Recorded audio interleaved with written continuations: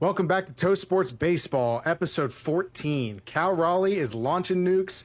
Devers' drama will not die, and the MLB might be messing with balls again. Let's jump into it.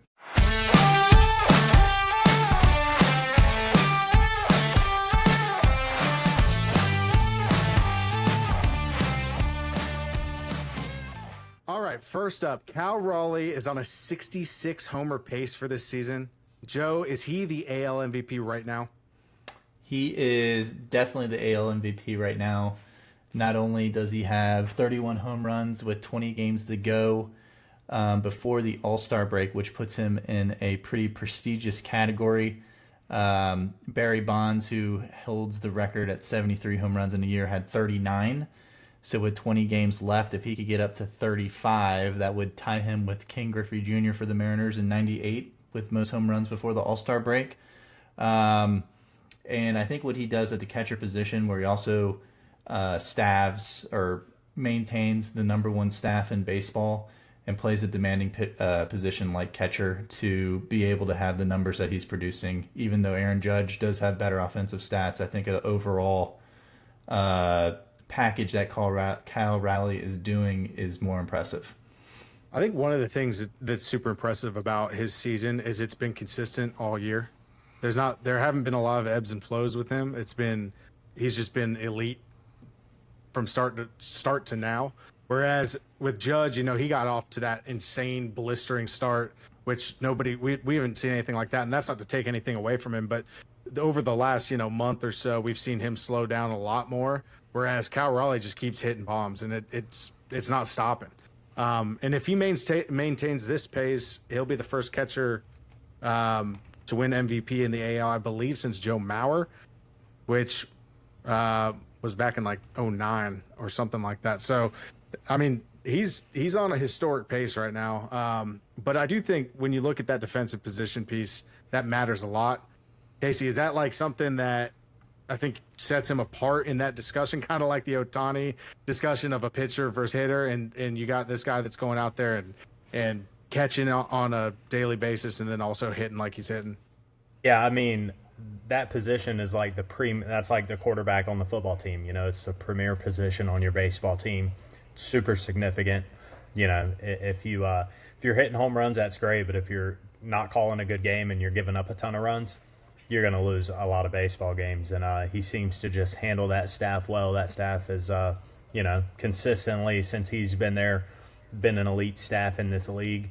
So, yeah, I mean, you got to give him credit for that, and it goes a long way. So I'm with you guys. I also definitely get the Judge argument because he's Aaron Judge. But, yeah, I mean, the consistency from Riley, both offensively and defensively, I think kind of sets him apart.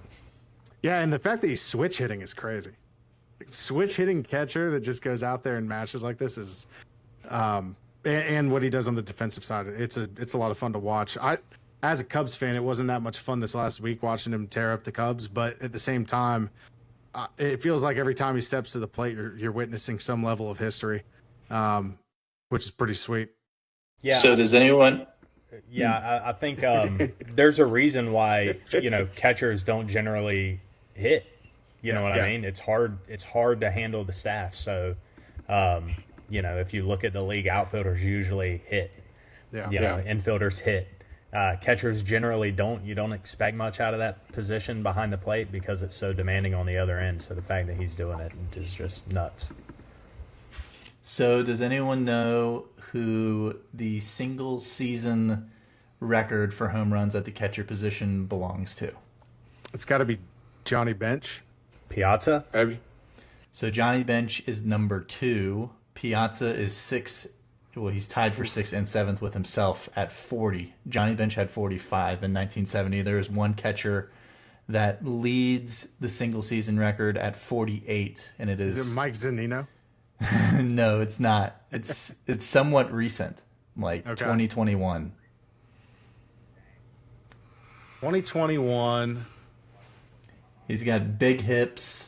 Oh, it's Sal He's Perez. The captain. It is Salvador Perez for the Kansas City Perez. Royals in 2021 with 48 home runs. Cal Raleigh last year at 34 home runs puts him 20th. And I think if he could just get the 50, I think that would be a very impressive feat. I think getting the 50 is going to be harder than it looks, him already being at 31.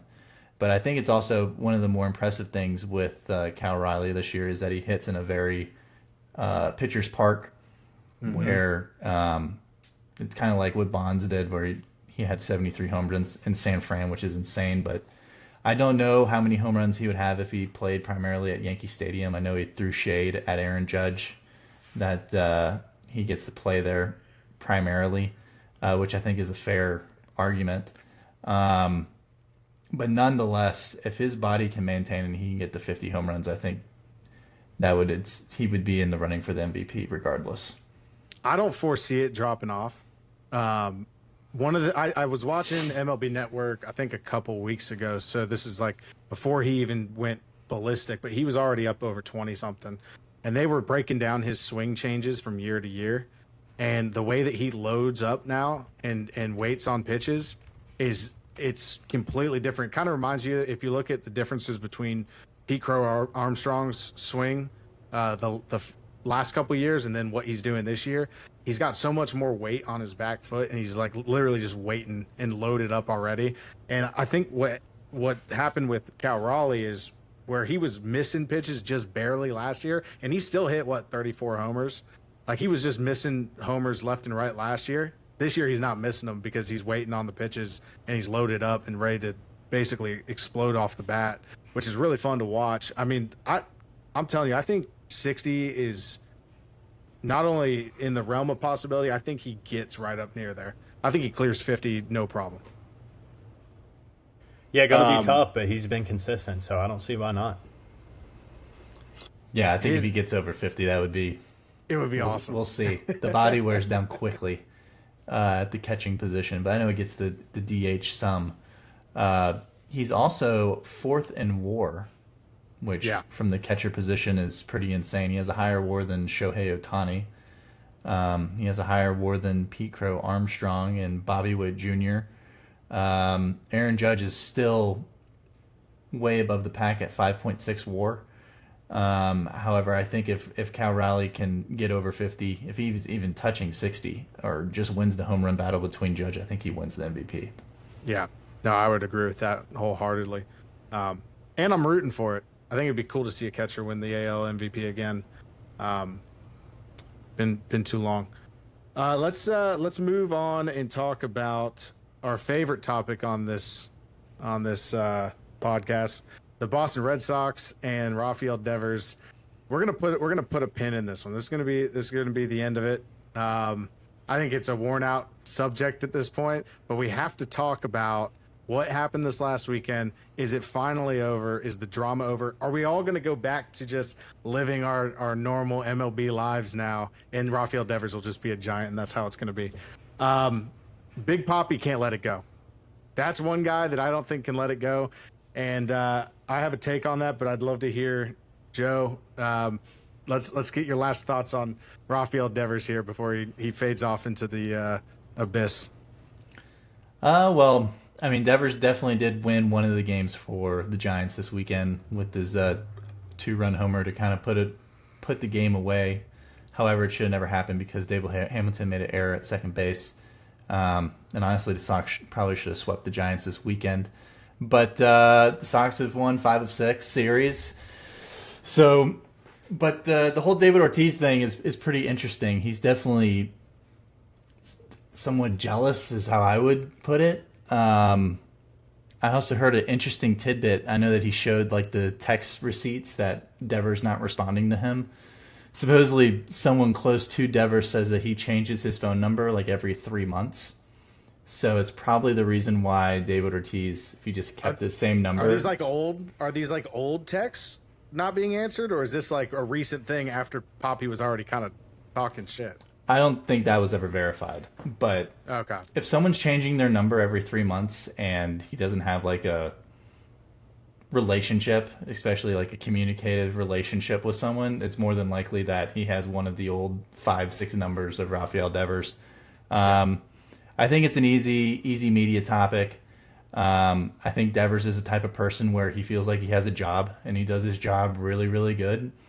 And when the season's over, he goes to his farm in the Dominican Republic and changes his number, and he's not going to see you until spring training or early January if he goes early. And then he does his job and rinses and repeats. But I think it's just going to be a popular story, something that is a buzz feed for the media. And I think the Giants are going to ultimately be the winners of all this. But I think the Sox have an interesting story and an interesting roster to keep them relevant as well. My favorite thing that I said about this entire situation this last week, I put it on Twitter, and I think other people felt the same way. Big Papi loves to hear Big Papi talk. That is one thing that is guaranteed, and nobody's asking him about this. He's taking selfie videos of him talking about it. It's not like he's on a talk show and they've got a question about Devers. He's just out there talking about it. Devers is saying nothing. He's coming off looking, honestly, real weird about the whole situation. I agree. I think it does come back to some level of jealousy that there was all these Red Sox fans that were like real kind of butthurt that he was shipped off. And I don't know. It's like there's something weird there, but go ahead. I was just gonna say I think Devers put it best because he did have a quote in response to David Ortiz, and he says, "I love Papi." Devers said, "I know he loves the media. He can say whatever he wants." Yeah. So I think that's telling. Exactly what you just said is exactly how Devers feels about it. Yeah, he also criticized Devers and said that his conditioning and mentality shift after the extension was noticeable, which to me, Ortiz talking about anybody in conditioning is completely off the table. But the mentality shift also makes no sense considering Devers was arguably one of the best hitters in baseball at the time of the trade. I'm going to kind of push back a little bit here since you guys are taking the Devers side on this situation. I mean, Big Papi's one of those guys that's involved with his former club, and he's a legend for that club. And Devers was supposed to be that. And, you should show a little respect to the legend. Show a little respect to the GOAT. Show a little respect to the guy that's been there, done that on the biggest stage. And answer the frickin' phone, buddy. If Manny Ramirez or David Ortiz or Nomar Garciaparra reach out, you answer the call. If Chipper Jones reaches out to Austin Riley, he picks up the phone. So I don't know. I think maybe taking it to the press is a little weird. But at the same time, it's not brand new. I heard that it was kind of ongoing, that David Ortiz was trying to build a little bit closer of a relationship there, and it never really turned into what he wanted it to turn into. So I don't think those texts were just recent texts. I think it's kind of been a trend. I do think that those two guys have completely different personalities. That's also another thing that can't be understated here. It's like, or overstated, is like, you look at Big Papi, he is Showtime. He's out there in front, he's on the cable networks. He's out there putting his name all over the place. He talks about everything, even if he's not asked about it. And Devers really doesn't say much at all. I mean, he doesn't really, even though he was the biggest star for the Boston Red Sox, it was you didn't hear from him all that often unless he was, doing a media thing. And even then it was all through a translator and everything else. So it's definitely an interesting subject, but I do think it is just a media hyped thing that Big Papi is kind of driving the bus behind this, though. And really, he just needs to stop. It's over. I think it's hard for Devers, too, if he did have issues, to go to the person that works for John Henry and the Fenway Group. It's if you're going to vent to someone, they asked Pedro and Manny, and they're both on Devers' side, and they can't believe what David Ortiz is doing. And both of those guys had long-term contracts, so they understand not only the responsibilities, but kind of the leverage that you have when you get those, and David Ortiz never got one of those. So I think David Ortiz kind of missed the boat on that and never got to experience that, so he really doesn't understand the point of view or perspective that Manny Ramirez, Pedro Martinez, or Rafael Devers had with the Boston Red Sox. Yeah, for sure. Let's talk about something that is kind of an ongoing conversation in baseball. It seems year in and year out. It's all about the actual baseball itself, and there's been some drama around it again this year. It actually all started with a Juan Soto flyout, believe it or not.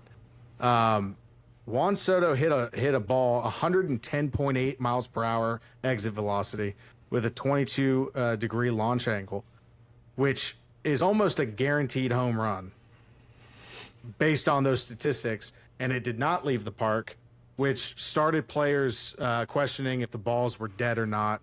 And then Andrew McCutchen publicly claimed that higher seams were the issue, increasing drag and shortening on the ball.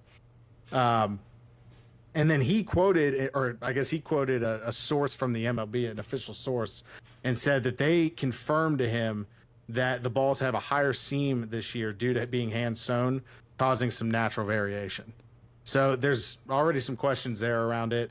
I guess David Sampson, he fired back on a podcast of his own, calling McCutchen basically a conspiracy theorist and saying he was misguided or misinformed and that his unnamed source is basically bullshit, is what he said. And McCutchen responded and he said, I'll reveal my source. It's actually Rob Manfred himself. So it was actually Rob Manfred. Claimed 27 witnesses were present to hear Manfred say it, and told him to stick to his little channel. And then the MLB has also confirmed that drag is up on the baseball this year, leading to 4 feet less distance on average for fly balls.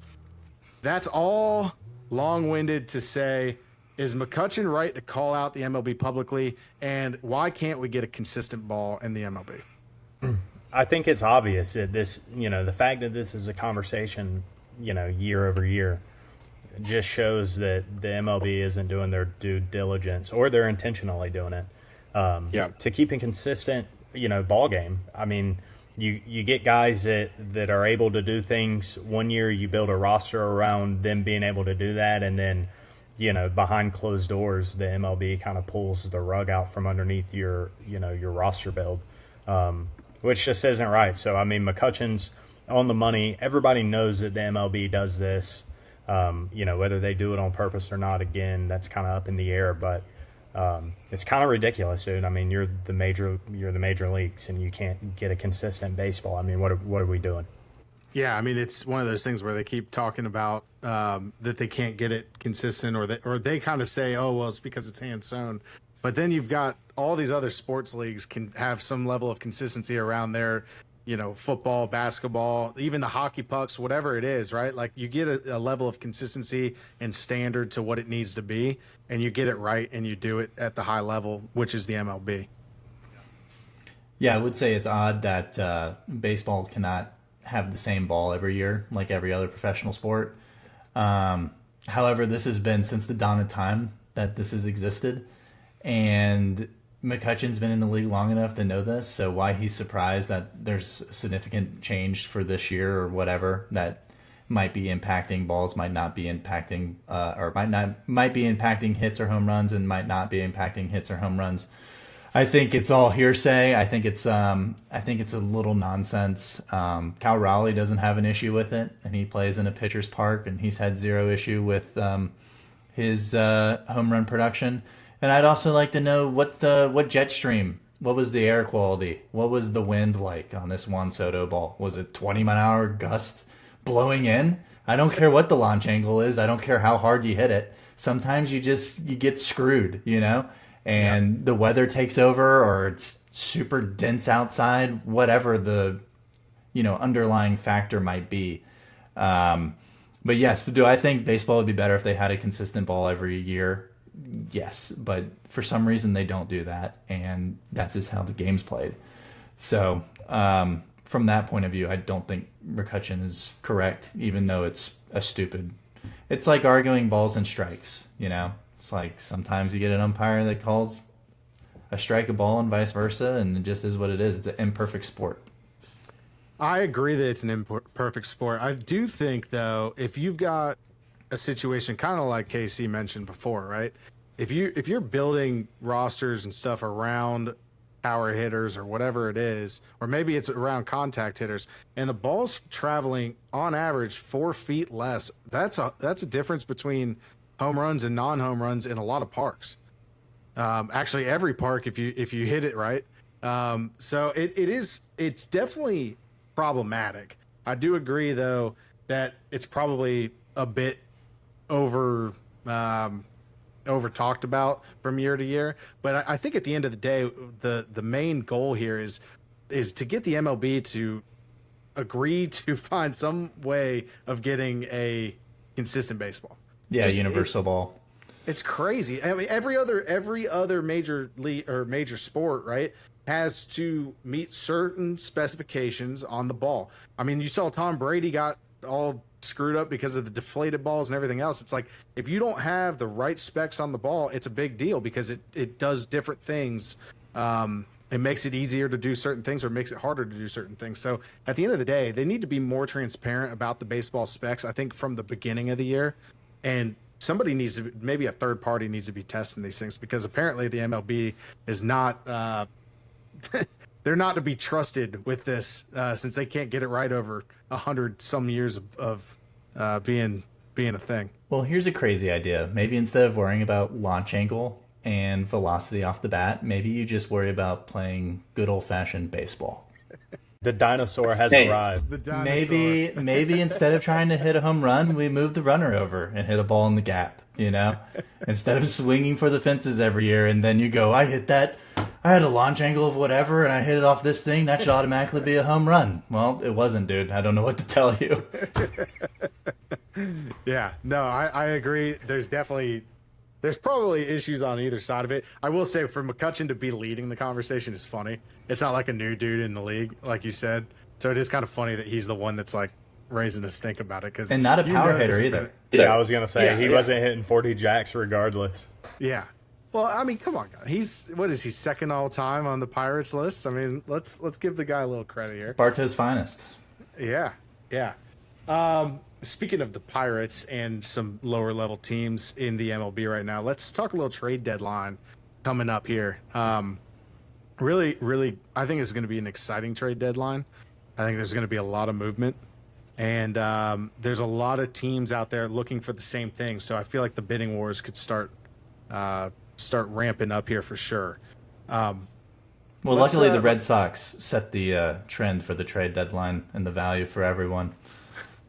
Yeah. We'll see. I wonder what kind of return some of these guys are going to be getting for their top stars, and if it's comparable. We may have a lot more to talk about with the Devers trade, actually, now that I'm thinking about it. Everybody's best prospect is staying put. Yeah. No. That's the standard. No prospects involved unless you're like ranked 40 or under. So who do you guys think is the best starting pitching prospect that could be added to a playoff contender? I still think it's got to be Sandy. I know he's struggled this year. I know he's having a rough year. But I do think a change of scenery would do him well. And his stuff is disgusting when he's on. So I still think that he's probably got the most upside from a starting pitching trade target. If I'm looking at him, if I'm the Cubs specifically, right, or somebody else that's needing starting pitching, which there's not that many competing teams that need starting pitching. The Cubs might be probably the easiest target for that, and they could absolutely slot him in, and he would already be an upgrade over a couple guys in that rotation, just from a stuff category. Well, the stuff is obviously there, and he before this year he was out of baseball for a while, so there was going to be rust. But in his last 4 outings, he's given up no more than 3 runs. So he's getting back. He's still got the stuff. He's just shaking off the rust. So yeah, I mean he's definitely my go-to trade target for anybody that needs pitching.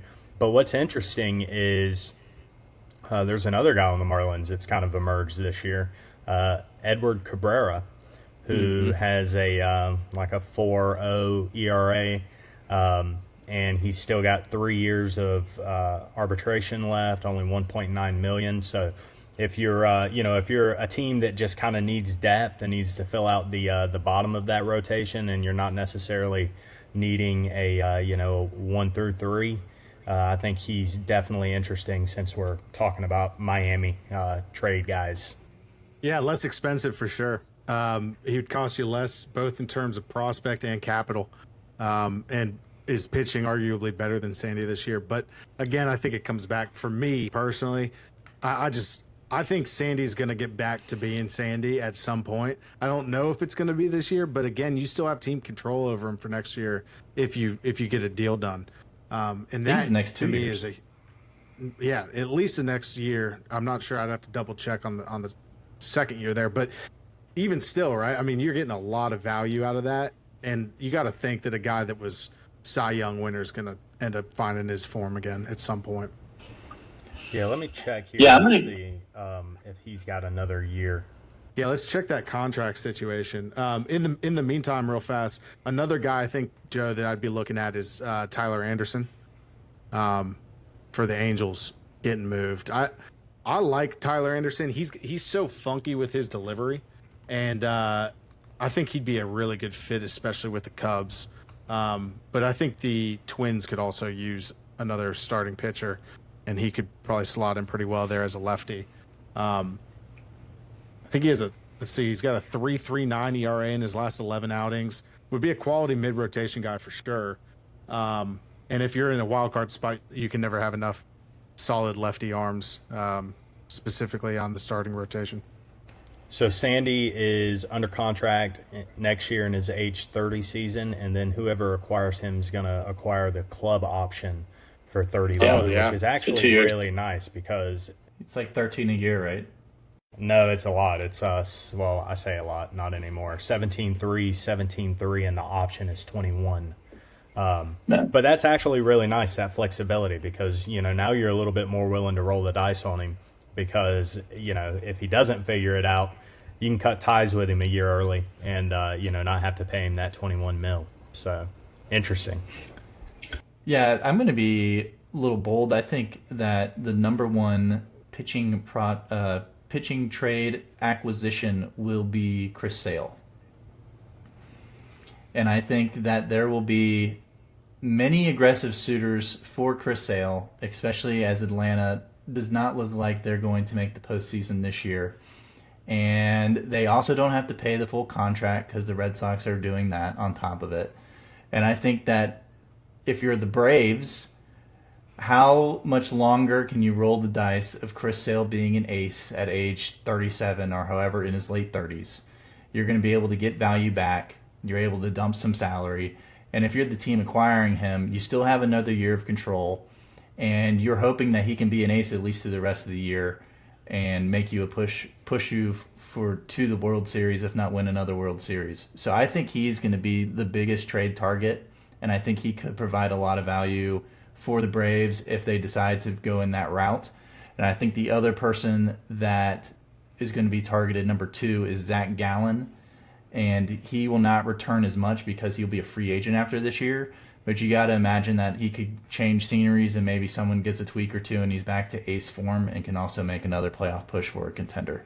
Because I think if you're in the playoff hunt, you're really looking for an ace or at least a number 2, because ideally you're only going to be rolling out with 3 pitchers anyways in the playoffs. And so you really don't need to get a 4 or 5. And a lot of those times you don't even need a 3 because you really just have your 1 or 2, and then your third game you're having a guy pitch 3 innings, and you're piecing together your bullpen against matchups. So I think you're really looking for a 1 or 2, and even though Sandy has shown that he could be at least a 2, if not a 1B, he has not shown that consistently in 2 years due to injury and then him still trying to find his form. So I think the number 1, in my opinion, trade target for a pitcher would be Chris Sale. Well, to touch on that, it's funny you mention that because Alex Anthopoulos, the Braves GM, was asked about that 2 days ago.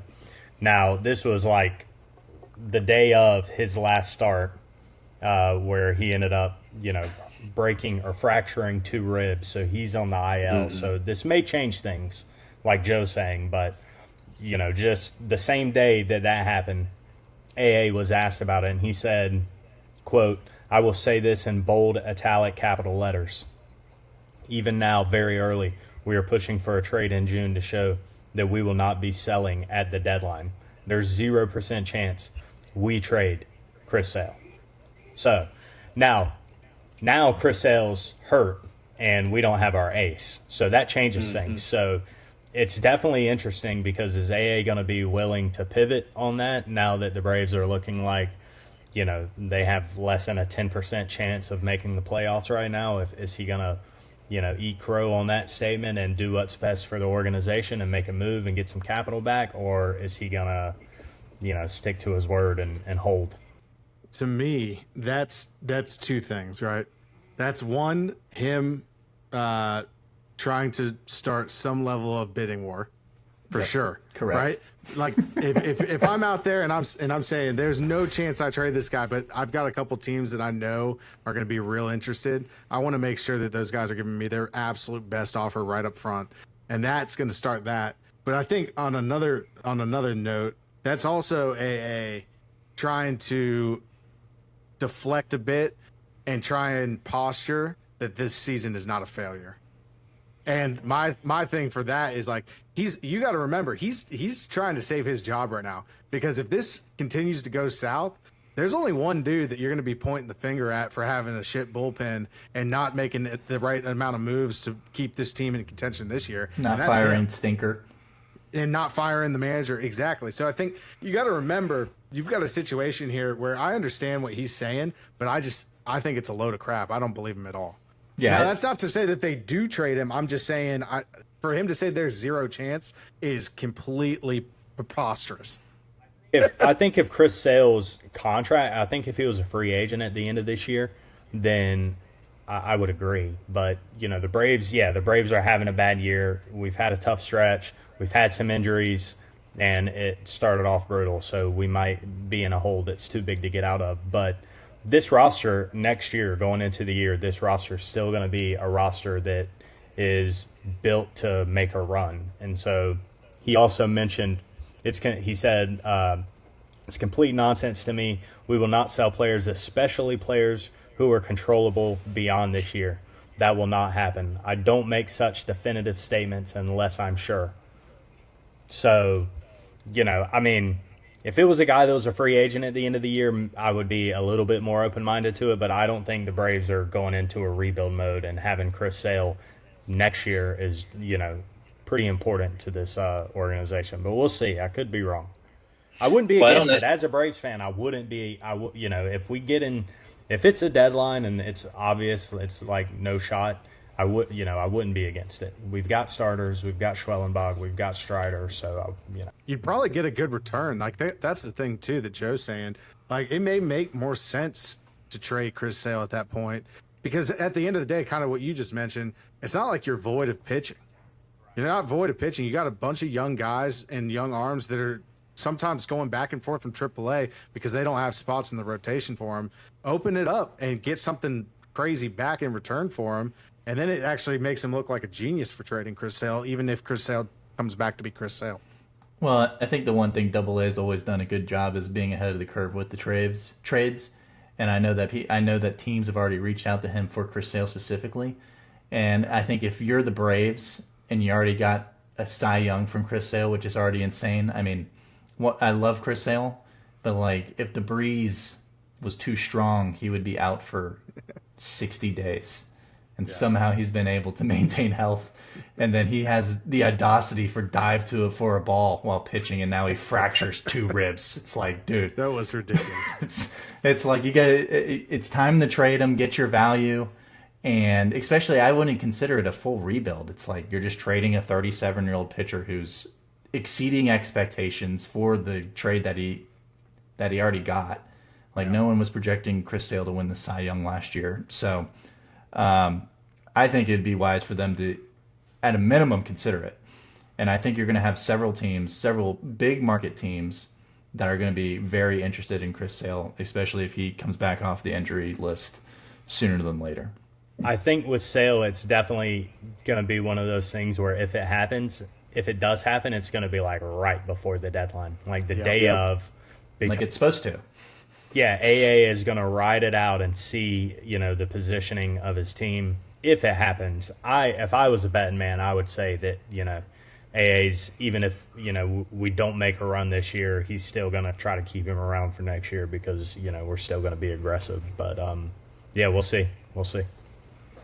Yeah, I definitely think that there's going to be some additional movement from the Braves one way or another. It may not be Sale, but they're definitely going to be opening up positions. I think you're going to see Ozuna likely get moved. It just seems to make sense.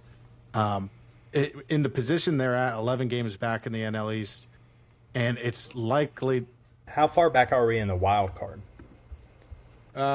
Let's take a look. Yeah, I'll find that. Go ahead. I feel like they're probably going to be making 7 games back. 7 games back. Who are they chasing in that right now? They're chasing the Diamondbacks, Reds, Cardinals, Padres. Did those are? There's only 4 teams worse than the Braves in the NL right now, from a record standpoint.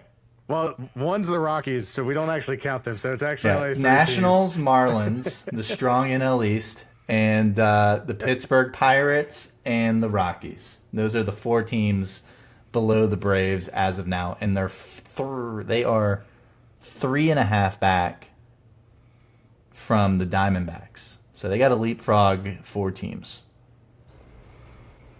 I've seen it done. It has happened before. The Braves won the World Series one year when we weren't even 500 until August. So, we'll see, dude. I know.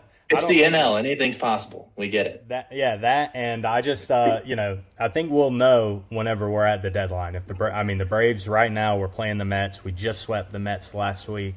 We're playing the Mets this week and then the Phillies, and which is nice because it's right before the deadline. So we'll have an idea, at the deadline of where we're positioned. But if the Braves are within 6 or 7 games of a wild card, I don't see, with this roster and the expectations and having, arguably the best player in baseball on their team, I just don't see them selling a guy with another year of control. But if we're, 11 games out, then that's a different story.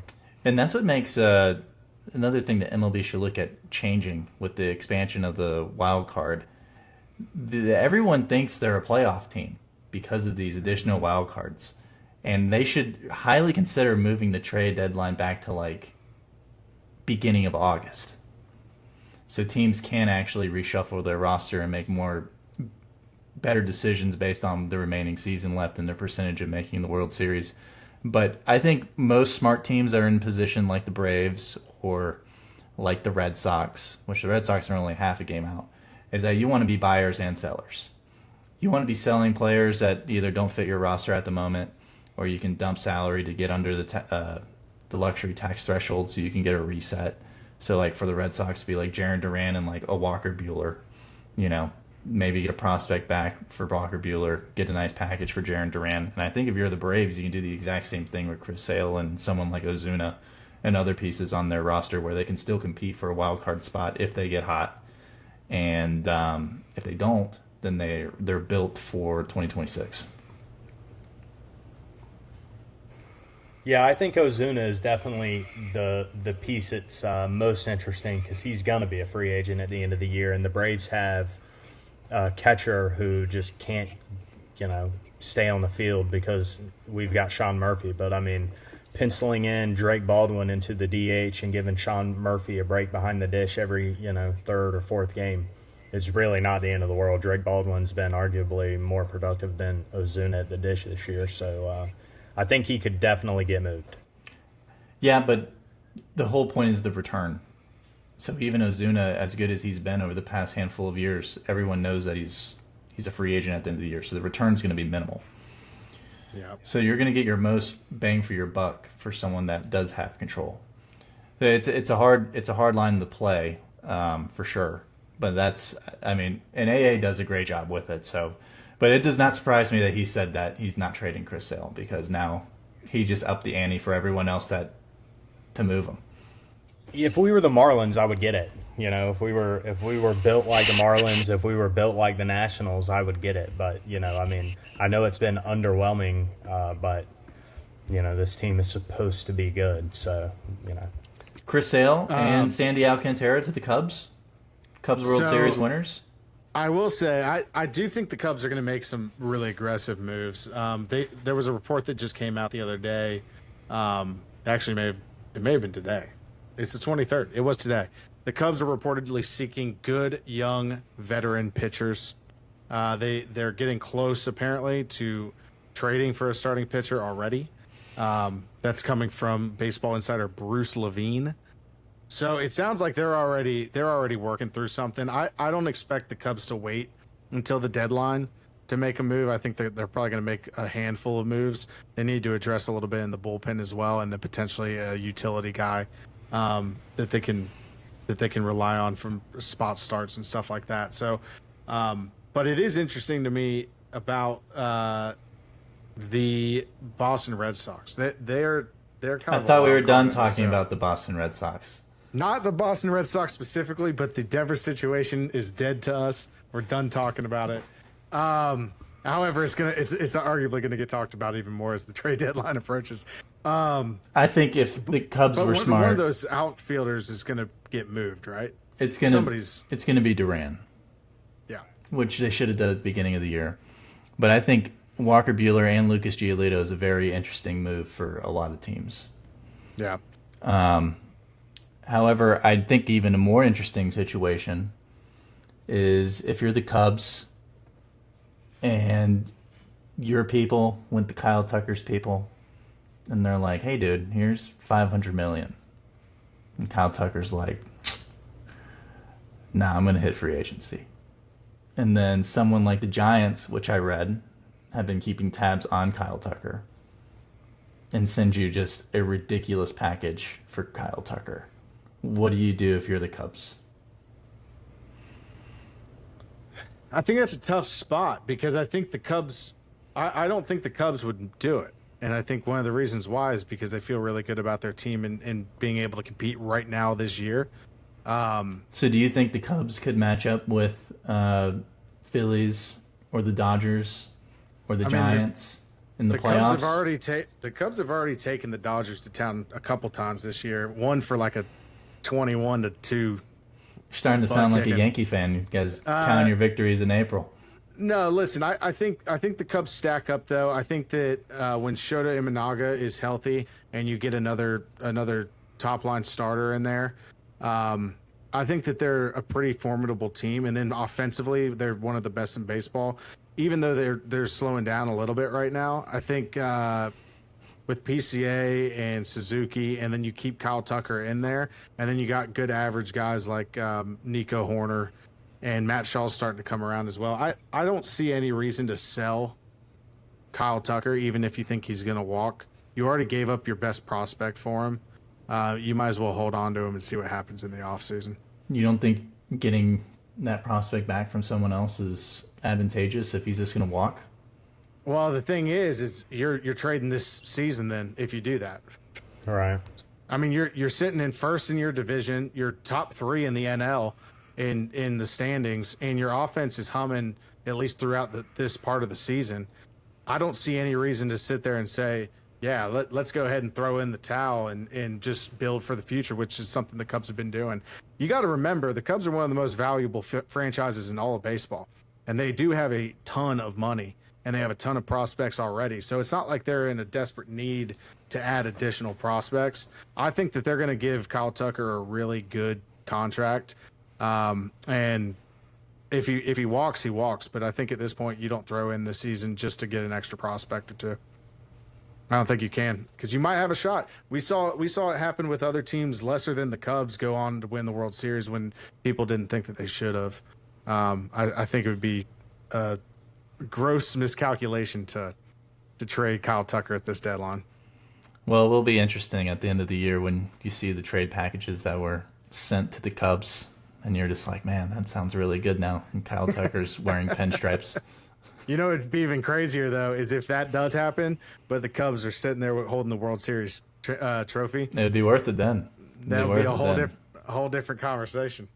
Well, what other hitters are of intrigue? I still like Luis Robert to get moved.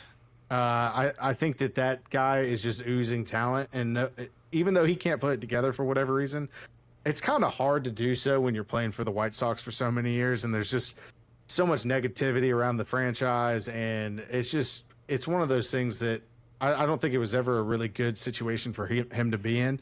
That being said, his offensive production numbers this year are really bad, but at the same time, he's still got the speed. He's stealing 21 bases already this year, 22 bases. And we know the pop's there. He hit 38 homers back in 2023. So there's no reason for me to be negative towards Luis Robert. I think he's still going to hold a good bit of value when he gets traded. And I think somebody's going to slot him into center field and feel good about it. Potentially the Phillies. Don't say that. Potentially the Guardians or Royals. Yeah. Yeah, I like him to be moved for sure. Ryan McMahon, can he turn it around and create a little, create some chatter? He's, he's put together good years in the past. And I think obviously the Rockies are in a position to be selling. So I could definitely see him getting moved too. Eugenio Suárez is another one, and Ryan O'Hearn. Those are the other two guys I'd be watching at this deadline. Yeah, I think there's a handful of guys that are like all-star caliber, maybe just made the all-star caliber guys.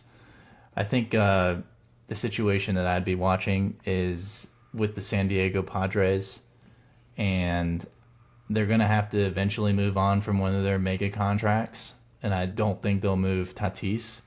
But I think if someone sends them the right offer for Manny Machado, I think they could swallow it and move that entire contract off the books and still feel like they can make a playoff run without Manny Machado. The all-time home run leader of the all-time franchise. home run leader. I could see him somewhere else after this deadline. That could be interesting. That's another team, though, too, right? That's sitting there. They're 5 games out of first place in their division. They're currently a half a game out of the wild card. Half game out of the wild card. So they're going to be competing. I don't know how many moves they can make to be buying, considering all of the buying and selling that they've done the last couple of years. But I mean, it would be crazy to see somebody of Machado's stature get traded in a situation where their team is. It'd be kind of. I mean, we'd be kind of talking similar about the Kyle Tucker situation. It's like, if you're sitting there and have a chance to compete for it, are you just going to throw in the towel and say, "We'll try again"? If you're losing millions of dollars because your finances are not correct, then you really don't have a shot. And my bet would be the New York Yankees throw something outrageous at them. They traded Juan Soto to the Yankees. They seem like they have good trade relations. That would be such a New York Yankee move to add Manny Machado as the clock strikes midnight to move forward with the rest of their season. And he is such a Yankee prototypical player. It'd be brutal. Him on the Yankees and Sandy Alcantara pitching for the Dodgers would I think those are the two moves that I would be just disgusted at as a competing fan of those two teams. Yeah, I mean, if Sandy doesn't go to the Cubs, I think it's basically a done deal. He'll be a Dodger. Yes. Agreed. I do think that as well. Let's talk our current midweek matchups. So Cubs and Cardinals getting started tonight. It did not go well for the Cubs today. I believe the game is over, but last I checked, they were down 8-2 or something like that. It is 8-2 final. Liberatore was pitching tonight. Got out of a real bad jam there around the third or fourth inning, and the bats woke up for the Cardinals at home. We also are watching the Yanks at Reds this week, which that's kind of a fun matchup. There's something about we've talked about this with the Reds. They just kind of keep fighting and staying above water, and it all comes down to Tito for me. And I know it does for Joe as well. He's got some magic going on there for him. They won 6-1 today against the Yankees in Cincinnati. The 41-win Reds. Yes, 41-38, and actually have a really good home record too at 21-17. So Yeah, it's going to be fun to watch them down the stretch here. Now that's a team too. What do you like? Do they make a move or? I mean, are they buying? I saw they sent down Jamer Candelario and basically just said that it was more efficient for them to cut the cost of that contract, which they were only halfway through, than to keep him on the roster. So that can't feel good if you're Candelario. He got his payday. If they're willing to. He got his payday. Yeah, that's true. That is true. But did the Reds sign him, or did they take on that contract? They signed him. Yeah, they signed him away from the Nats, I believe. Yep. Yep. He's been all over the place. They need Hunter Green to get healthy and stay healthy. I mean, they're going to go as far as he's going to take him as far as that rotation goes. Which Abbott's been lights Nasty. out. Hunter Green. So they have arms. I mean, I wouldn't be shocked to see him maybe. They need to bolster that lineup. Yeah, make a move for a bat. Yeah, they're not going to go get a big contract, but go get Suárez, man. He already played for your organization, and it didn't end badly or anything like that. The dude was one of their best hitters for years in Cincinnati, and he's still an elite bat. I know he doesn't hit for much average, but he'll definitely give you some pop in that lineup, which they could desperately use. Especially at that stadium. Yeah. Give me Suárez there. Cedric That'd be Mullins. awesome. Yeah, they definitely need outfielders for sure. I would love for the Red Sox to get one of their pitching prospects for Jared Duran. And they would have control over him for 3 more years. I feel like Jared Duran would be a great Reds fit. I agree with that. Because they need someone that doesn't cost much and they can have control over. And that's hard to find. when you're bolstering for a playoff push. Usually cost you money. So yeah, that would be what I think. But I think the Mets will end up with Jared Duran. Which is going to be super unfortunate because he's going to be great for them as well. Mm-hmm. The Phillies and Astros is our other midweek matchup. Tomorrow, getting started with a great pitching matchup between Suárez and Valdez. Phillies and Astros, both teams performing very well lately. I'm excited to see how the Astros come down the stretch as well. But once we're still waiting on Jordan to get healthy, I believe. Hasn't even started swinging. Once maybe they can just stay afloat, win the division, and he comes back for the playoffs. Wouldn't that be something? But yeah, that's going to be a fun series to watch this week, getting started tomorrow. Astros have had the best record in baseball over the last 2 or 3 weeks, so they're hot. And I think the Phillies did the Phillies sweep the Mets? They beat them 2-1. 2-1. Yeah. So yeah, I mean this is gonna be interesting to see. But Houston definitely needs Jordan back. That bat is. I mean, you got to have your slugger, dude. If you don't have your slugger, it's hard to win. Down the stretch, you got to have him. It's time. It's time for Buttered Plain or Burnt, our favorite segment. This week, we are setting up some superstar legend type pitchers, all from recent memory. So for those that are listening for the first time, Buttered Plain or Burnt. Buttered is going to be your starter. Plain is going to be who you would bench, and Burnt is going to be who you would DFA. This week, is this a new segment? It is not a new segment. This is a long-standing segment of 5 or 6 now, maybe 4.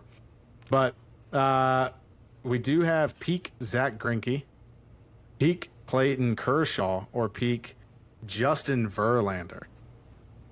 And I'll tell you right now, this one might seem easier than it is. Wait till we start breaking out the stats here. Joe, let's go ahead. Hear your burnt or your Buttered Plain or Burnt. Well, after that comment, I'm assuming Zach Greinke has the best stats, but I am going to go Verlander, Buttered, Clayton Kershaw, benched, and Zach Greinke, burnt. All right, Casey, who we got? I'm going to follow suit. I'm going to go Buttered Verlander. I'm going to go Plain Kershaw, and I'm going to go burnt Greinke. All right, boys. Are you guys ready for this? So let's go ahead and analyze those three. So first, Joe, do you want to give some level of context to why you chose what you did before looking up stats? Okay. Before I look up the stats, the reason why I went I believe Verlander and Clayton Kershaw both have more Cy Youngs than Zach Greinke. Verlander also has an MVP. From a stuff standpoint, I think Verlander has the best stuff out of all three of them. I would also go on to note that Verlander probably has the best playoff stats and probably has been to more playoffs than both of them. Clayton Kershaw's biggest knock is that he's terrible in the playoffs. But I would think that Zach Greinke has less opportunities in the playoffs than Clayton Kershaw. And then from a regular season standpoint, I would assume that Kershaw has better stats than Greinke, which is why I had my order of Verlander, Kershaw, Greinke. Okay. So, Casey, you want to give any context to yours? I mean, you can't go wrong, to me, with Verlander or Kershaw at the top, but Verlander's playoff record is just, his resume there is what separated him for me. So let's keep in mind too, right? When we're talking peak, we're talking each best season versus. That's how we've been doing it. I just pulled up Greinke's one season. Ridiculous. So Greinke in 2009, his age 25 season, a 10.4 WAR as a pitcher, which is absolutely just asinine. He had a 2.33 WHIP that year, and he struck out 242 batters to go along with his Cy Young win. Absolutely outrageous that he came in 17th in MVP voting that year as well. But he was an all-star, and that was the most impressive year from a WAR perspective for a pitcher out of the three that we have mentioned. The next closest is actually going to be Verlander at 8.6 WAR. That year he struck out 250, had a FIP of 299, also won the Cy Young, but he won the MVP with those numbers over what Zach Greinke did that year in his 2009 year. So, and Greinke is just a super strange man, which is also kind of cool. There's a odd guy, just a really odd guy, and just goes out there and racks up a 10 WAR from the pitcher position, which is wild. Yeah, I mean, I definitely thought that the best statistical year off the top of my head would have been one of like Clayton Kershaw's outrageous years. But yeah, that's wild. And also, can we just talk about real fast that that 2009 year? We actually kind of already mentioned it earlier with the Cal Raleigh talk. So that was the year Joe Mauer won the MVP. He had a 7.8 WAR that year compared to Zach Greinke's 10.4. I mean, those aren't even in the same realm. And at the same time, you look up and down that list, Zach Greinke he only got 12 votes for MVP that year. He got 0 first place votes, and he had a 10.4 WAR. There were guys above him that had a 2.8 WAR. Michael Young, Adam Lind was in there with a 3.9 WAR. Bobby Abreu was there with a 3.2 WAR. So Zach Greinke was just absolutely slept on and disrespected in 2009, even though he won the Cy Young. Yeah, that's probably got a lot to do with the Kansas City market. If he would have done that in New York, he would have won without a doubt. Yeah. If he would have done that in Chicago or something like that, he definitely would have won it. I think Mauer hit like 400 that year though, or like 380 or something nuts like that. 380 with 12 jacks. Yeah. He hit 365 that year with 28 homers. 28 homers, 365. That's pretty. That had to be his most dirty home runs ever. And yes. And he's for sure. And he's catching, which we just went on a big tangent about how important it is for Cal Raleigh to be behind the dish every day and the value behind that. So same could be said for Mauer. But yeah, I mean those pitching stats are out of control. So to give context to real fast, Joe. Kershaw's best year was an 8.1 WAR, which is it just puts into context how insanely nasty Greinke was that year. And you can look up and down the stat lines; they were outworldly impressive across the board.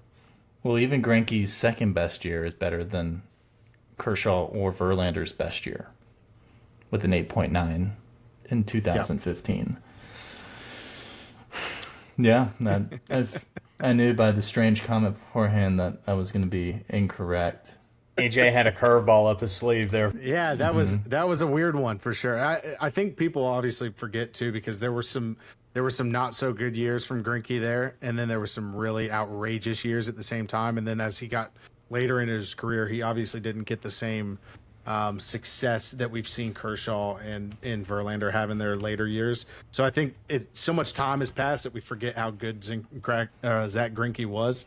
But yeah, man, some of those seasons you look back and you just go, how outrageous too, for him to not even have an MVP to his name is pretty crazy.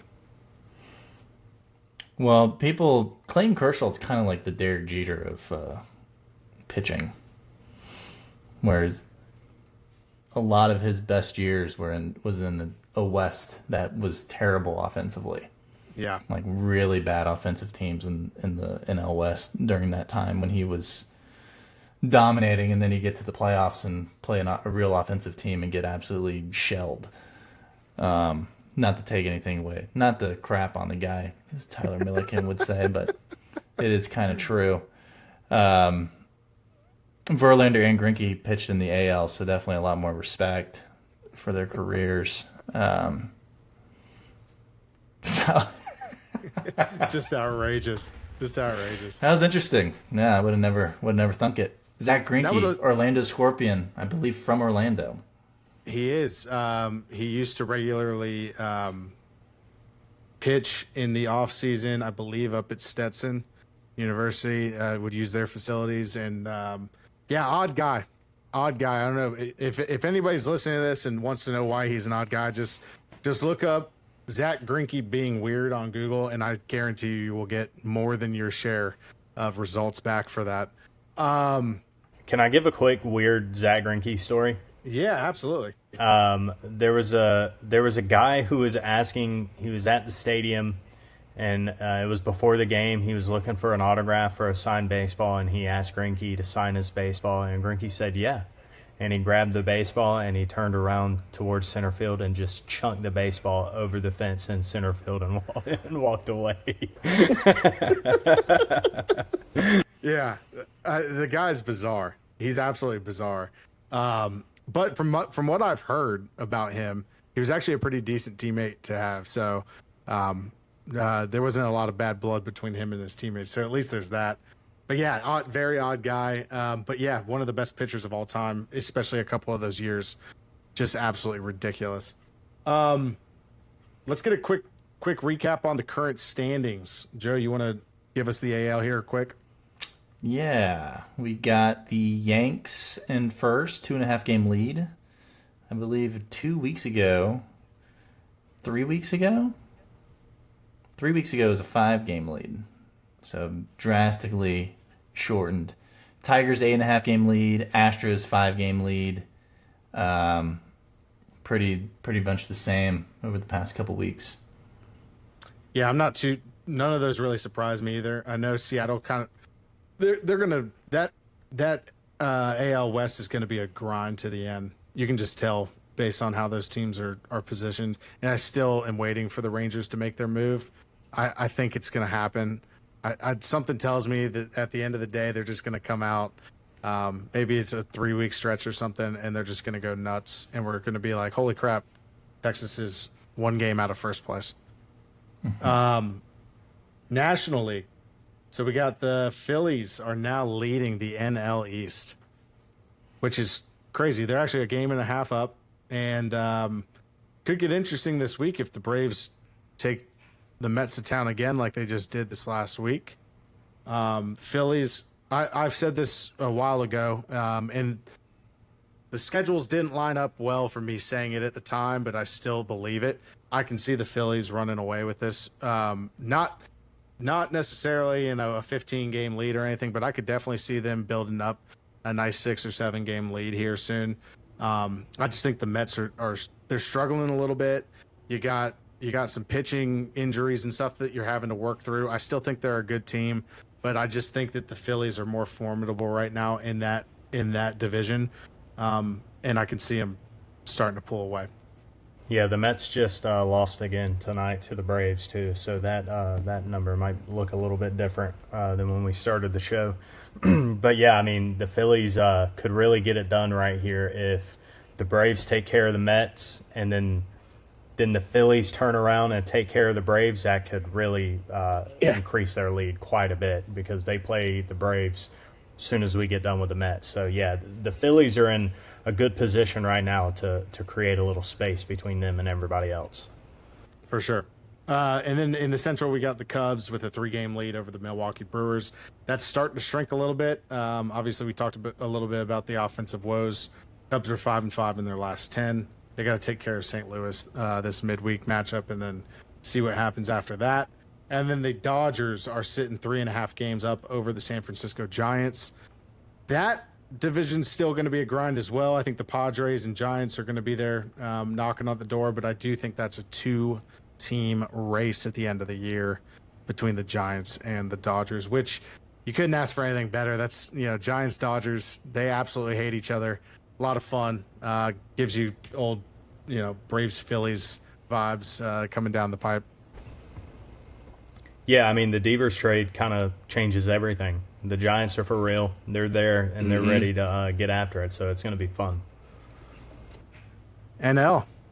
The classic NL juggernauts getting after it. Speaking of last week's predictions, Red Sox at Giants was one of our first ones. We all had the Giants winning. However, you both had the Giants sweeping, which I was surprised by Joe's take on that. And then kind of flipping the switch today and saying that the Red Sox should have swept. They should have swept. Giants. They should have swept.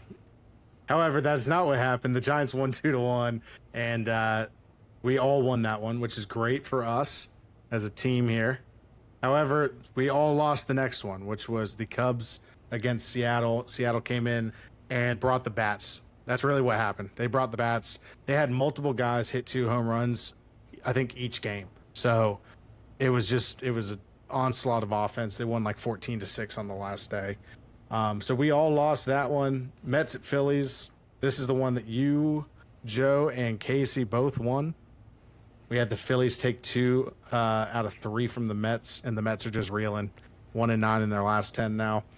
And then Detroit at Tampa Bay, which, Casey, you had a great week at 3-1. I also took the Rays to win that division. They're just red hot. And Joe, I think looking back on it, you may even say maybe I would have taken the Rays there, because now knowing what we know about how well they've been playing, it feels like we have to almost take them in their next couple series. It just feels like they're going to keep winning. Yeah, pee-pee poo-poo. Yeah, they just stop. They won't stop. The staff is dirty, the bullpen's dirty, and they've got studs in the lineup. So, yeah, I mean. And Shane McClanahan coming back in July. Ridiculous. Yeah, when we're talking World Series favorites, man, I don't know how we couldn't mention the Rays right now. It feels like it's only a matter of days until they take that division lead, in my opinion, over the Yankees. With the Yankees looking, as Joe puts it, very beatable. And the Rays just looking unbeatable lately. I don't see any way that they don't take first place in that division at some point. Might be a good time to put your money down on the Rays. The odds maybe the odds makers haven't caught up yet. Yes, yeah. I got to take a look at that, because I think the futures on that could be interesting. Yep. Even a division win might be interesting right now on that. We'd have to take a look at that. Fantasy League updates. I'll let you all talk about it first, because you two faced each other this week. Let's hear how that went. Was it a close matchup or what? Sure, I had the lead most of the time, and then Adel kind of came back late and made it close and walked away with a tie. But I'm just banged up, dude. I need my guys back, Who isn't banged up? Who isn't banged up? Yeah, but you don't have Hunter Green sitting on the bench. I have Shane McClanahan on the bench. I got Shane McClanahan on the bench. I got frickin' Garrett Cole on the bench. I got frickin' I got so many studs on the bench. I got frickin' Nathan Eovaldi with a 1.2. Where's he at? Nathan Eovaldi, a 1.56 ERA. Didn't throw against you at all this week. He's back this week. Got frickin' Jared Jones on the bench. Got Grayson Rodriguez on the bench. Got Roki Sasaki on the bench. I think Jared Jones just underwent surgery, didn't he? Yeah, he's done for the year. Him and Garrett Cole are done for the year. It sounded like earlier when we were talking about it, Casey, you were coming down to the last day and needed a save to take a category there and make it a tie game. Correct. And I think it was Josh. Yeah, and I think it was Josh Hader who got it done for me there. I was winning most of the week, and then Joe took a late lead. I think on the last day, he took a lead on the saves category earlier in the day, and then Hader locked it down for me at the end. But Emilio Pagan also blew a save on Saturday. If I would have gotten that, I would have won. Yeah, classic. That hurts, and I hate to hear it for you, brother. So, but we'll take the tie. We'll take the tie. Offense is only going to get better. So I'm just happy to have Ronald Acuna back. I mean, this guy, we really haven't touched on it enough. He's been the single best player in baseball since he's returned. And he's leading. He just hit a home run tonight. He started the game off tonight with a single against the Mets, a stolen base, and a run scored in the first, and then he came up again in the third and hit a bomb. He's just playing out of his mind right now, and he's kind of been carrying me in fantasy too, which is nice. Yeah, I mean, Casey had 29 home runs this week, which had to. Oh my God, no! The Cravos had 36 home runs. Are you kidding me? See, here's the thing. I've had now back to back, or I think I had 1 week where I played somebody that didn't have crazy home runs, but I played the Cravos. He hit about 30 jacks against me. And then I believe last week I played Andrew, the Ponte Vedra Piss Missiles, and they took me to town, and I think hit about 25 homers. So it's just one of those things where it doesn't matter how well my team performs. I can't out-slug anybody because everybody's going nuts against me. And then this week I get to play Casey, and that's already starting out hot for him. 3 homers already today. So it's gonna be a grind for the Wrigley Wreckers to get it done here down the stretch. Yeah, let's look at this here. I think if you look at our points totals here in our league, I lead the league in home runs, followed by the Piss Missiles, and then the Jans are down there at 6, and the Wrigley Wreckers are coming in at last in home runs this year. What are we doing? Who'd you just trade for? Did you trade for a bat? luckily he has Michael Busch now.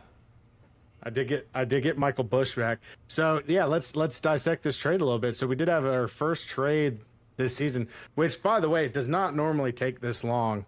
Joe and I had to put a stop to all this nonsense of people being hard-headed about their teams and not wanting to trade people because it's getting outrageous here. Let's break this down real quick. So I traded Ozzie Albies and Tanner Scott for Michael Busch, Jeremiah Estrada, and Matthew Boyd.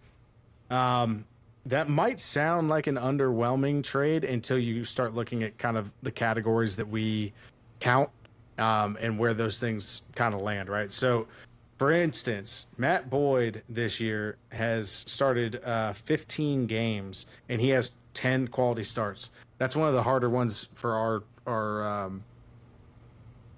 our league because we actually switched that from wins to quality starts a while back, and now you've got to pitch at least 6 innings with 3 or less earned runs. So 10 quality starts there, 2.84 ERA. He is an older guy, so for Dynasty, it's not going to really be beneficial for me in the long run. But getting Michael Busch back for me, a young bat who plays for the Cubs, obviously I have a rooting interest there, but quality bat, has 12 homers this year, an 870 OPS. Can't disregard that. And Jeremiah Estrada's a young guy as well. He's had a couple blow-ups this year, but overall still has, I believe, 14 holds, which is another category that we count that not everybody in fantasy does count. But the plus thing there for me is he's got 2 saves, which means for me, there's an opportunity at least at some point that he may take over a closer role if he can lock it down. He's still young enough. And if he's got an electric arm, I feel like that's a long-term play, obviously, but I get holds on the short term. Yeah, and I get Ozzie Albies and Tanner Scott, which I'm a big fan of. Ozzie Albies, we have a defensive category, which my team is lacking due to the big goose egg I get from Devers for now. And then I solidify the bullpen even more with Tanner Scott, who gets holds and saves to maximize Emilio Pagan, Andres Munoz, and Emmanuel Clase. Yep. So I'm pretty excited about that. Ozzie Albies is also still pretty young, can have a nice little bounce back, and at a minimum provides exceptional defense. Yeah, I was looking through at our rosters and whatnot. This to me feels like one of the most even trades as far as like what both of our teams needed that I've seen probably in the league in quite some time. And that's not to say that all those trades that happened before weren't even sided, but just how this one slots into what both of our teams need at this point in time. I don't know that there's been something like a trade that might even be considered low level that kind of fits the needs of the league. So that's pretty cool. I still vetoed it either way, and I'm going to be in the group chat asking everyone else to do the same. It's okay. The commissioner already executed the trade. The players will be available tomorrow.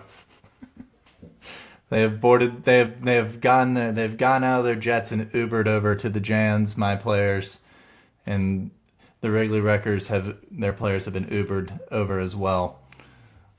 Yeah, it's gonna be interesting down the stretch here too. I'm not done making trades. I can tell you that right now. I'm usually one of the most active in the league when it comes to trades. Everybody in the league knows that. So I'm never closed for business. People can reach out to me. I will tell you, if I'm giving a hint to the league, I'm definitely looking to get out of the saves category. So I have some guys. You guys can do your own research on that, but I'm definitely looking to get out of the saves category and into the holds category. The overpay for Pete Crow Armstrong is imminent. Oh yeah, well I'll tell you right now, that might be happening. I need him to go through a nice little slump, and then you and I'll talk. No, I'm selling high stock only, dude. That's the thing that sucks about dynasties. You can't get away with that anymore. You know, it's not like a 1 year. You know, he goes through something. You're like, oh well, I only have him for this year. I could just get out from under it just in case. Gotta look to the future, man. It's great. Yep. If you're playing fantasy baseball, I highly suggest getting into dynasty. It opens everything up during the off season. You're still active. You're still able to make roster moves and make trades, and it just makes for a way better experience. Yeah, it kind of gives you the full front office feel a little bit, and if you love baseball the way that we do, it just makes it a lot of fun. So I agree with that wholeheartedly. We good on fantasy baseball? Anybody want to add anything there? I think we're good, man. All right, let's talk our injury updates. So I'm gonna run through these pretty quick. Just a couple highlight ones. So Hunter Biggie, I believe you say his last name is Biggie, or maybe Biggie. Either way, he was struck with a 105-mile-an-hour foul ball to the face during the Rays' last homestand. And today, I guess it must have been today or yesterday, he underwent surgery for multiple facial fractures. But from what I could tell, they actually said that he avoided the worst-case scenarios, which is good to hear for him, and he's on the mend. I wouldn't anticipate him coming back anytime soon. That's a real nasty injury to have to report there, but glad to see that he kind of avoided some of the worst case scenarios there for sure. Chris Sale, we talked about him earlier. He did hit the IL with a fractured left rib cage. Kind of just a boneheaded play, diving for the out there. I love a guy with grit, but at the end of the day, you got to take care of your body. It does sound like he only had a couple of small fractures potentially, so could be a short-term IL thing. We'll see how that affects his pitching. Bryce Harper is now testing out his injured wrist by hitting off a tee starting today, I believe. So good news for Bryce Harper there. I know that was an unfortunate situation in that Braves-Phillies matchup. So hope to see him back on the field soon. Obviously, he's a fun player to watch. And then my Cubs are getting Shota Imanaga back this Thursday. There's some talk about a 6-man rotation, but I think the most likely situation is Colin Ray is going to be thrown back to the bullpen, which is something that he is accustomed to. And we will see the Cubs run with a 5-man rotation and keep Cade Horton in the rotation, which is the big thing there. So Shota, the ace, is coming back. Should be a really interesting Thursday afternoon. Hot and not. Joe, you want to run us down some hot versus the nots? Yeah. Hot and not over the last 14 days. Here we go. Riley Green, 478 average, 3 home runs, 6 RBIs, 1 stolen base. Mickey Moniak, 348 average, 6 runs, 4 home runs, 9 RBIs, 1 stolen base. Eugenio Suárez, 440 average, 4 home runs, 4 runs, 10 RBIs. Clark Schmidt, 0 ERA, 0.41 whip, 14.1 innings pitch, and 8 Ks. And lastly, also on the trade block for the Jans, Ryan PP Poo Poo, 13 innings pitched, 8 Ks, a 1.38 ERA, and a 0.85 whip. Yeah, so Clark Schmidt actually won me my quality starts category this last week. Picked up at the last minute, was sitting out there, and got the job done. Actually, he threw, I believe, 7 no-hit innings. So really good start from him. And actually, strong starts from the Yankees starting pitching last couple of weeks here. Let's talk not. Casey, you want to lead us down the not list for this week? Let's do it. O'Neal Cruz coming in with a 0.91 batting average. It's not going to get it done. 1 RBI, 1 stolen base, 10 Ks, which is kind of, the question mark around his game. Is he going to cut down on the Ks? Because if he does, he hits the ball a ton. And hard. Very hard, hits the ball a ton, but he strikes out way too much. So, struggling recently. Julio Rodriguez, 154 average, 0 home runs, 1 RBI, 407 OPS. George Kirby got shelled by the Cubs, I believe, right? Yeah. 5 innings pitched, 4 earned runs, 7.2 ERA, only 3 Ks. That's not his game. And the old Brave, Freddie Freeman, hitting .217 with 0 home runs, 0 RBIs, and is that a 467 OPS? Maybe Braves Twitter will shut up about Freddie Freeman now and give Matt Olson his credit. His love, yeah. The guy has, the second best F4 in baseball, and he, constantly gets dogged by Braves Twitter. But yeah, I expect Freeman to probably turn it around because it's Freddie. All of these guys really. But it is interesting for fantasy purposes. Running these guys out there and they're not giving you anything. It's tough to win. Yeah, Julio Rodriguez did get off the schneid a little bit today. He did put one in the seats, so good to see there for my team. But overall, I expect, agreed, all of those guys to bounce back. O'Neal Cruz is probably the one wild card there. It really just comes down to can he make consistent contact with the baseball? And, when he, like we said, when he does, he hits it as hard as anybody. I think he has like the 3 hardest hit balls in history or something like that have been recorded. So he smashes the ball. Yeah, you just got to – I mean, he could be as good as Ellie De La Cruz. It's just a matter of putting it together.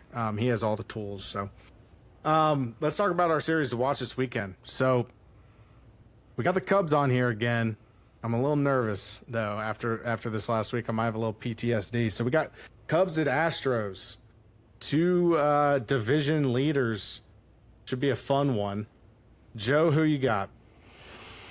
Let's see. Friday, the Cubs have Colin Ray versus Brandon. Who? I said for now. It may change based on the Shota stuff coming back on, so we'll have to see. Versus Brandon Walter. Saturday, we got night game. Ben Brown versus Ryan Gusto. Ooh, I like that last name. That's definitely a win for the Astros. Then Sunday we got Jameson Taillon versus Framber Valdez. This seems like an easy 2-1 Astros. KC, who you got? I've got the Cubs, dude. I got the Cubs. Too much offense. I like the Cubs. I'm going 2-1 Cubs as well. I think I do think the pitching matchups may change there a little bit with Shota slotting back in, and you'll see some guys matched up a little bit differently there. Padres at Reds this week. So, Joe, you want to lead us down the starting pitching matchups there? Now we got Dylan Cease versus TBD. We got Randy Vasquez versus Andrew Abbott. And then Sunday we got Stephen Kolek versus Nick Lodolo. Seems like another easy 2-1 Reds at home. So, in the notes here, I do have Padres 2-1. But after hearing the Lodolo and Abbott, I'm going to switch that. I'm going to go Reds 2-1. I think they win both of those games. And Abbott is just a filthy lefty. Absolutely filthy. I actually just did the same exact thing on in the notes. I had the Padres, but I just switched it to the Reds too. I love those pitchers over there in Cincinnati. Classic switcheroo. I think the Padres will get the Cease game. He's been pitching better as of late, but I definitely see the Reds stepping up in those next two. Blue Jays at Red Sox. Blue Jays, Red Sox, big game. Big Divisional game. matchup. We got Jose Barrios versus Brian Bayo. Ooh, Battle of the Bees. Battle of the Bees in Beantown. We got Chris Bassett versus Lucas Giolito. And then we got Eric Lawyer versus Walker Buehler. I see the Sox going 2 out of 3, losing the Buehler game.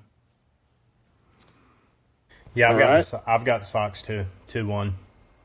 I'll be the odd one out here. I'll go Blue Jays 2-1. I think they've been playing a little bit better as of late. Go ahead and give me the Blue Jays 2-1 in Beantown.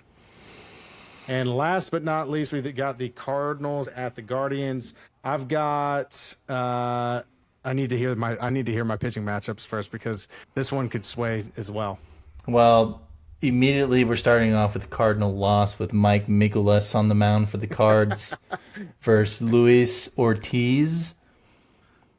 Then we got Matthew Liberatore versus Slade Cicone.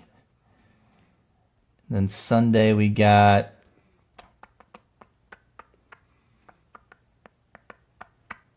$12 game.